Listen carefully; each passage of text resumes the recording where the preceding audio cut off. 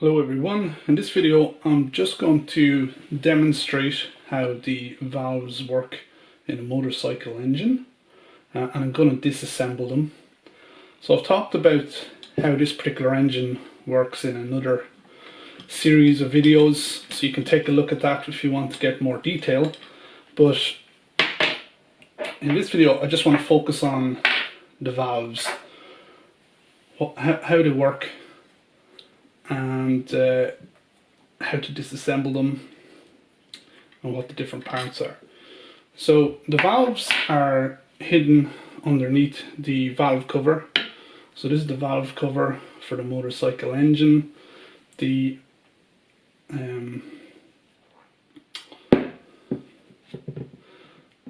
particular engine is the valves are acted on by a rocker arm assembly, which is also acted on by some push rods, so I can just turn it around. Okay, so the push rods with the rocker arm assembly act on the valves, so the rocker arms go up and down. Let me take out the push rods here, don't need them here on this one, just get out of the way. So that's the push rod, it's connected to the crankshaft through a little gear driven cam. So the rocker arm is going up and down and it's actually pushing the valve. Now this valve, I can't actually push it down by hand because it's so tight. It's actually secured by the springs which are pushing the valve back upwards. Okay, but under normal circumstances this rocker arm will be quite tight against the valve, and the push rod will push upwards and it will cause the rocker arm to swivel like so, and that will cause the end of the rocker arm to act on the little, I think it's called little tappets here. So the tappet on the rocker arm acts on the tappet end of the valve and pushes it downwards, and that causes the valve inside the cylinder of the engine to open up. We'll see that in a second. And once the rocker arm, or once the push rod pushes back down, the rocker arm moves back this way and it releases the pressure on the tappet of the valve, and it allows the valve to, the spring pushes the valve back upwards. So in this particular engine the valves are acted on by the rocker arm assembly and the push rods. It's actually not that common in modern day motorcycles to have push rods. Some modern day motorcycles still use push rods, but what's more common is for the valves to be acted on by cams. So this is a chain driven cam. It's just off a small CC engine motorcycle. So this is it here. Okay, so instead of having the push rod we have a chain, and instead of having a rocker arm assembly we have a gear driven cams. Okay, so there's two bearings here, so it will be secured in place of the rocker arm assembly. The cam assembly will be situated in here. Obviously this chain driven cam is not suitable for this particular engine, but it's obviously designed for another engine. But you can see here that we have two cams, and if you take a look here, when I twist it around you can see that there's lobes. So they're metal lobes essentially, they're hardened metal lobes, and as I twist it around the chain, so the chain will be driven by the crankshaft of the engine, which is driven by the piston. So as the piston is turning, it's turning the crankshaft, the engine's running, it's acting on this chain which acts on this gear here, which is connected to this shaft, which contains the lobes or cams.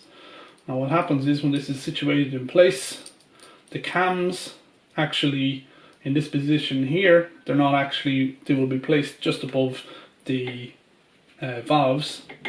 So the top of the valve is here, and as the cam rotates, the lobe here acts on the cam, and because it's thicker here, the lobe at this end, it pushes down on the top of the valve, so it forces the valve open. Okay, and we'll have an input and an output, there'll be a cam for the input and output, I presume, for the input and output valve. So this is the this here will be the input valve, and this will be the output valve. So the input valve opens up to allow the air fuel mixture in, and the output valve, or the exhaust valve, opens up to allow the burnt gases. So the air and fuel mixture will have burnt. The exhaust valve will open, and it will allow the exhaust gases out through the exhaust, which will be located here. So the input exhaust, or input, the air fuel mixture comes in through here. Okay, and it'll only flow in when that valve is open. So we can take off this rocker arm assembly. I just placed it back on just so you can see it. Let's take that off. The whole thing is just held on with 3 bolts. I have them loosely held on. Let's put that to the side.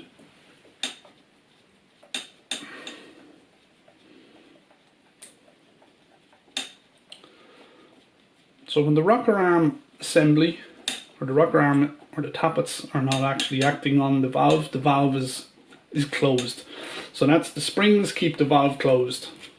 And the rocker arm, they only open the valves when the rocker arm assembly, which is acted on through the push rod, opens up the valve. Apart from that, they're always closed. Get rid of these. There's no rattling around.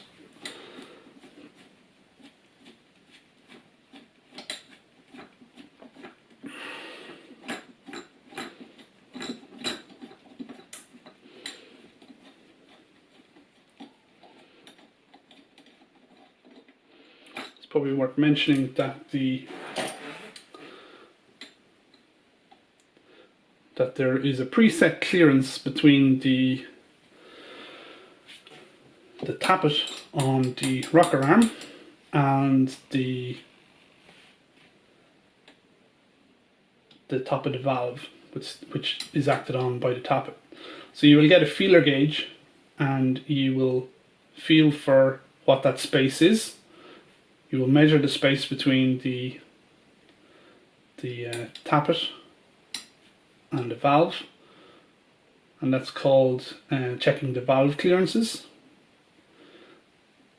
If they're out of tolerance, then you will open up this little lock nut and you will adjust that distance using this little adjuster here, and then close it back up and remeasure it. And you have to make sure that the valve clearances are within tolerance. And again, you would feel for that, how that distance or that width between the tappet and the valve using a feeler gauge. So that's an important maintenance of the valves, and to keep your engine healthy, you have to do that. So I've removed the rocker arm assembly and put it to the side. So now we have our valves. Okay. And I have the whole cylinder, so you can see in here. I'll just turn around, there's 2 bolts here, let me knock them out. If you look in here, hopefully you can see in there, you should be able to see the valves at the top of the piston. So you should be able to see them there. So they're down at the bottom. So the piston usually sits in here, so it's going up and down in the cylinder of the engine, and the valves are opening up and closing to allow air fuel mixture in, and then to let the burnt exhaust gases out.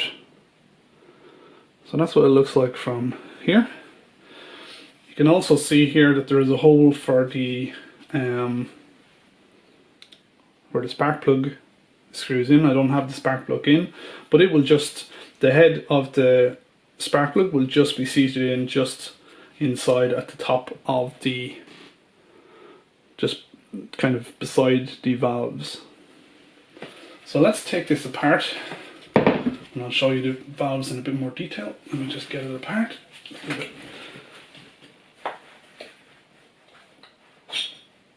Okay. So that's the bottom part of the cylinder, and here is the cylinder head, okay, which has the valves. There's our valves. I'll move this to the side.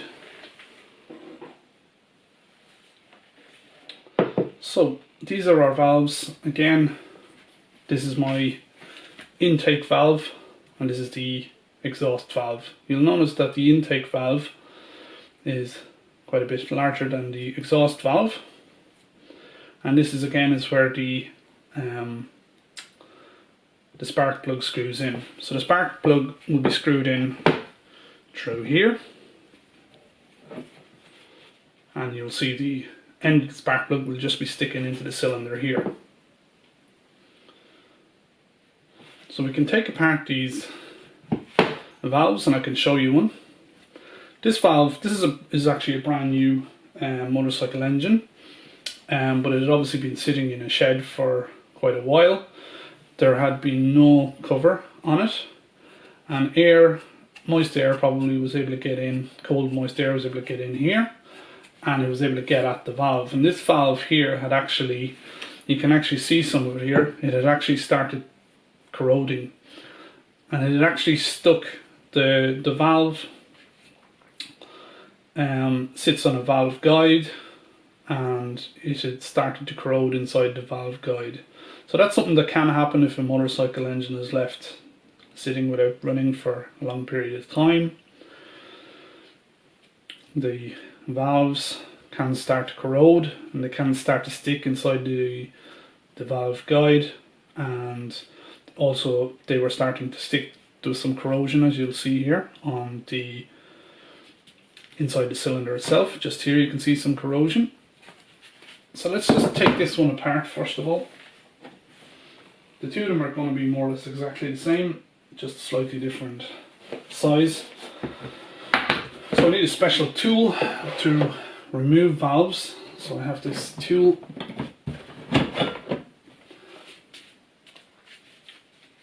So it's just a valve compressor, I think is the name of this tool.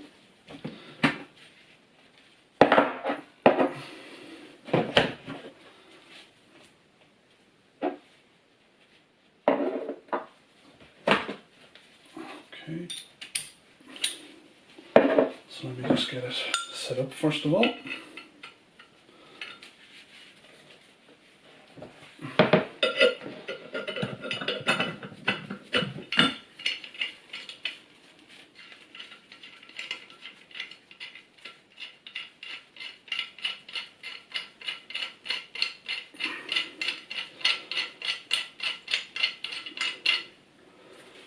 Should be enough, and then this end shouldn't need to screw it in too much initially. Sorry, you can see it a bit better.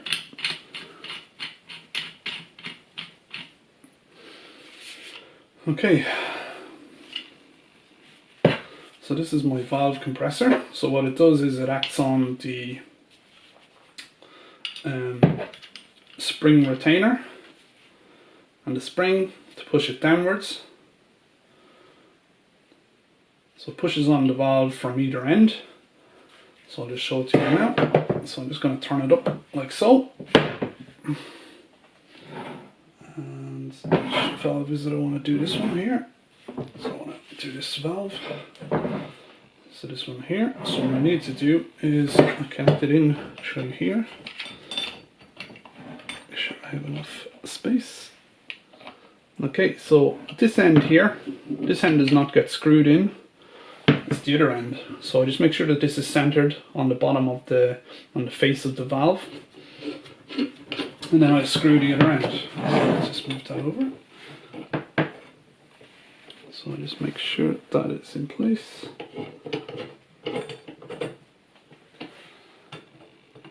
Okay, that's a bit right. So there we have the valve compressor. This side, it's right in the middle of the face of the valve. And on the other side, it is seated on top of the spring retainer, the valve spring retainer. Okay. I just start to compress it. So as I rotate this, turn this, it's going to compress, it's going to push down on the spring. And I want to be able to get at these little collets. Okay, so you can't really see them too easily in this one. But just in here, there is little metal collets, which I'll show you once I take it off. Let's just go ahead and take it off. So you don't screw it in any more than you really need to. You don't want to compress the springs too much. Just enough to remove the collets.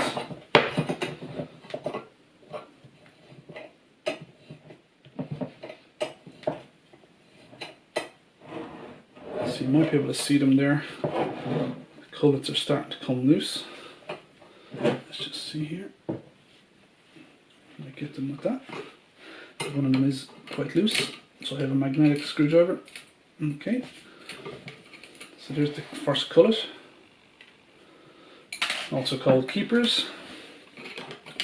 Second one's under a little bit of pressure. I'm just going to push this to the side. Let's see, can I get it out? Yeah, that's loose down there.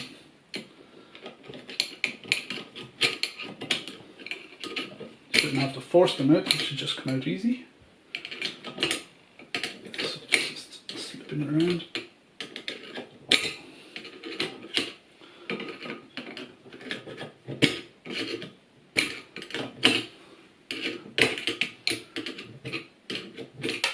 There we go. That's our second collet or keeper out. Okay. So there's the two collets. Okay, so now I can just decompress the spring compressor. So I can twist it back anti-clockwise to release that pressure on the spring retainer or the spring compressor.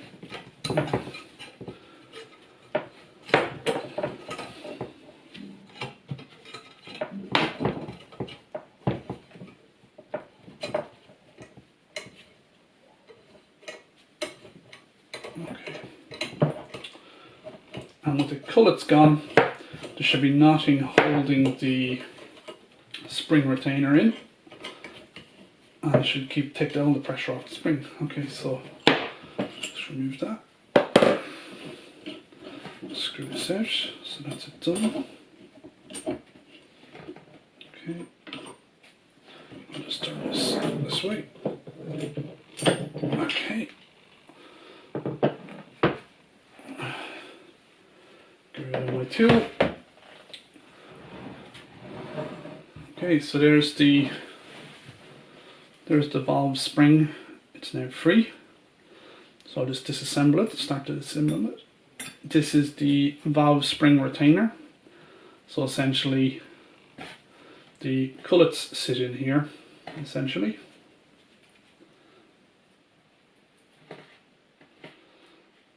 So it retains the collets, or the keepers. Sorry, they're a little bit fiddly, so let me just try and get them set up. So you can see how it's meant to look.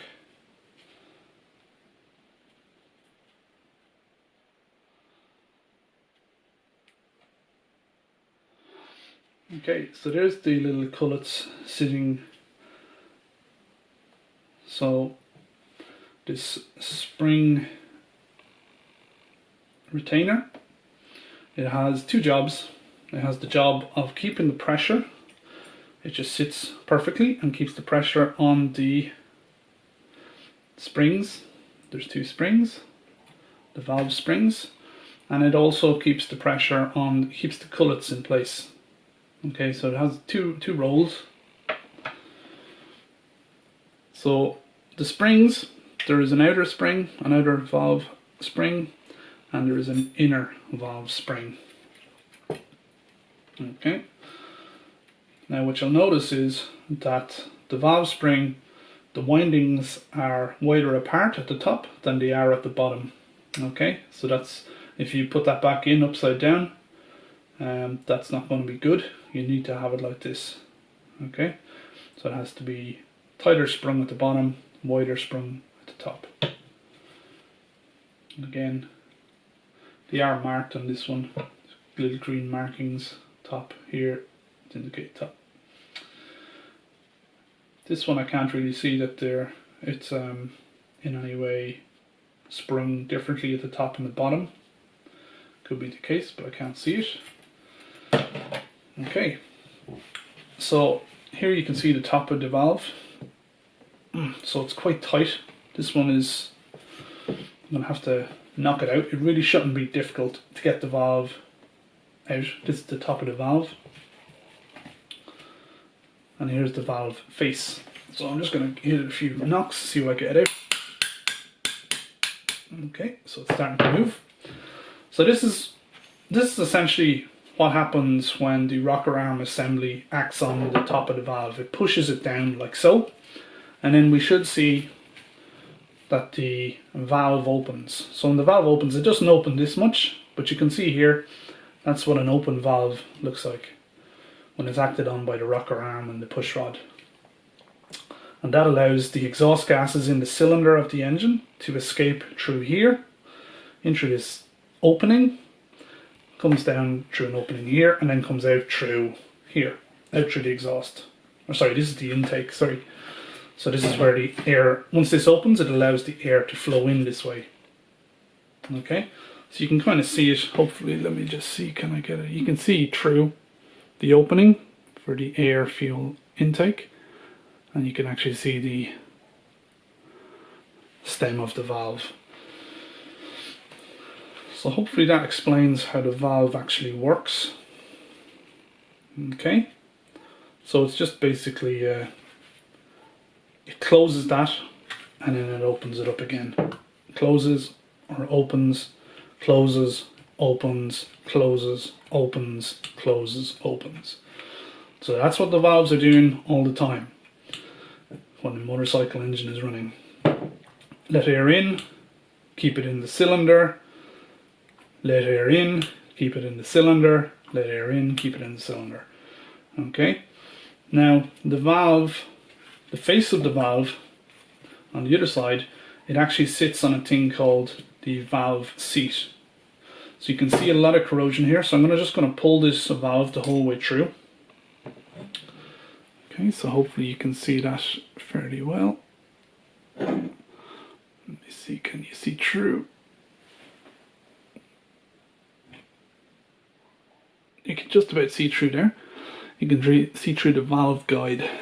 Okay, you can see a little bit of light through here. I have to get a right angle there. There's through the valve guide. Okay, so this is a metal valve guide. Okay, and this is the valve seat. The valve has to sit in that seat, and it has to be shaped. The valve has to be shaped here that it meshes perfectly with the seat. Now over time that can wear, because that's constantly, the valve is constantly banging against that seat, flush against that seat, and it's going to wear it. So this metal here is typically, it's generally hardened to deal with all that wear, all that banging, without wearing too much. And what you can do is if it's worn, if it's not creating a perfect seal, which it's meant to do,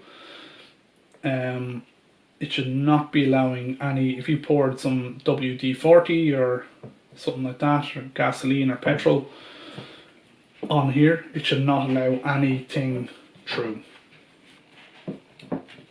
So you can get lapping compound, which goes on the inside here. It's like a little gritty compound, and you would get a little lapping tool which sucks on here, and then you twist the valve back and forth, clockwise and anti-clockwise, and it basically grinds itself into a perfect seat.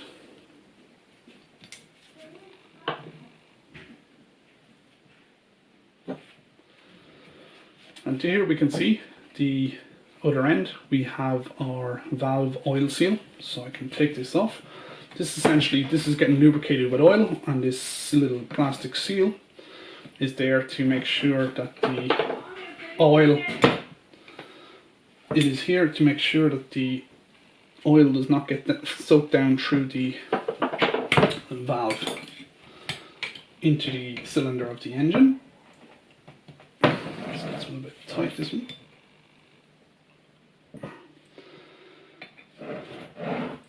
Try it again. Okay, so it comes off like so. So this is what we call the valve stem. So here's the valve stem, or the valve guide, and this is the little rubber oil seal. Okay, so these can fail as well, and they can have to be replaced. So you get a new one, and it just slots on like so. That's our oil seal. So that keeps the oil from soaking down through the valve guide into the cylinder of the engine. You do not want oil getting in here.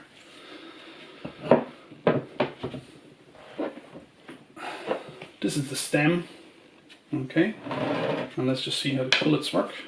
So the collets work, knock them out.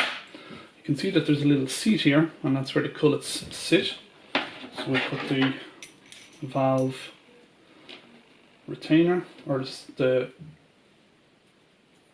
so we push that down, our little collets, so spring retainer, and then we push down, get the little, see, can I actually get it? Okay, so you actually have to do this, so the collets actually catch, so what they do is they catch here, okay, so when this is, I can't actually get it, okay, I've only got one of them seated properly, but the two of them should be seated properly. And once I'm pushing up here, and once they catch that little lip on the valve, the collets will not go past it. Okay, so that's how it keeps the pressure on the spring, the valve spring. Okay, so I haven't got it done perfectly, but that's somewhat a demonstration. They're actually quite fiddly to get back in. Let me see, can I fiddle around with it? There we go. It can take a little bit of playing with. So there they are, seated back in. So the collets are acting on the valve stem, the little groove in the valve stem, and the valve spring retainer is actually keeping the pressure on them along with the spring, and that stops it separating. So that's how, with springs, it keeps the pressure. And when I push down with the valve spring compressor, it actually pushes down like this, and it allows the collets to come free, and then they can be taken out, and once they're out, this comes off. So that's how I did that. So the other valve is exactly the same, and that's it. That's how the valves work in a motorcycle engine.